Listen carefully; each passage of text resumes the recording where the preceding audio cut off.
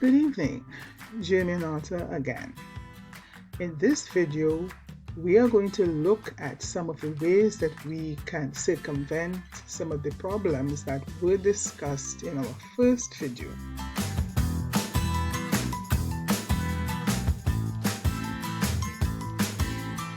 So let's look at the purpose of asynchronous discussion forums. The purpose of asynchronous discussion forums, inter alia, is to create a space where critical thinking and knowledge construction can take place. Since the instructor is responsible for posting the topics, please note well. Questions should be in keeping with the knowledge and skills of the students. Additionally, instructors should ensure that there are resources available to complete the discussion. For example, adequate amounts of reading material. An absence of adequate material could lead to frustration on the part of the student and an unwillingness to participate in the discussions.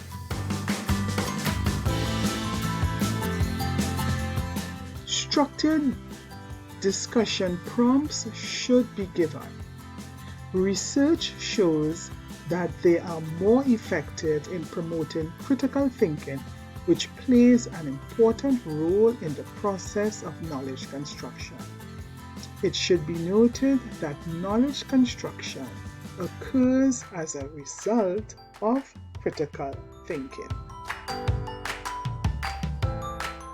Structured discussion prompts should include detailed instructions and should also elicit a specific response from students. For example, applying knowledge to a scenario or engaging in a debate. Research has found that this was more effective for promoting cognitive achievements. Added to this, it is critical that discussion prompts are relevant to the course content and should include instructions on how to respond to peers and the time frame in which responses are to be completed. Support for structured discussion prompts is found in studies that suggest that students display low levels of critical thinking and knowledge construction in asynchronous discussion forums if the prompts do not explicitly guide students to demonstrate higher levels of critical thinking, which leads to knowledge construction. For novices, please provide students with examples of initial discussion posts and responses to peers. This allows students to focus on learning outcomes and not on how to properly craft a posting and response. Another way of ensuring that students derive maximum benefits from online discussions is by providing them with a rubric. A rubric gives students a clear picture of what is expected of them. It can guide the crafting of quality responses.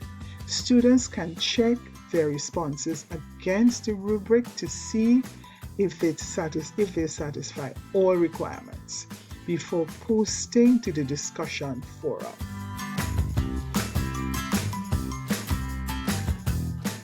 Another important point to note, you must control the size of the discussion group. Smaller groups, according to the research, has shown that it is not only more manageable, but it fosters greater critical thinking and knowledge construction than larger groups do. Other research noted that there is less cognitive overload when there are fewer postings to read. Groups with a maximum of 13 or fewer, it is reported, have higher levels of knowledge construction. Other researchers noted that, because of the support for small discussion groups, it is therefore recommended that instructors break their classes into smaller groups in order to increase critical thinking and knowledge sharing. So let's look at the concept of the student facilitator. One researcher found that when instructors were active in the asynchronous discussion forum, the students responded to the instructor and not to one another. Another group of researchers suggested that students facilitate the discussion. Through this process of peer facilitation, students can help his or her peers learn, and in the process, they can advance their own understanding of the course topic, of the discussion topic. Here are some peer facilitated techniques that were put forward by another group of researchers.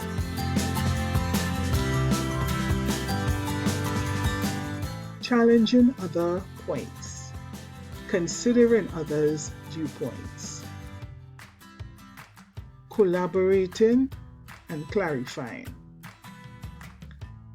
general invitation to contribute, questioning, setting focus of the discussion, setting ground rules, showing appreciation, synthesizing and summarizing. So as an instructor, why not turn the reins over to your students?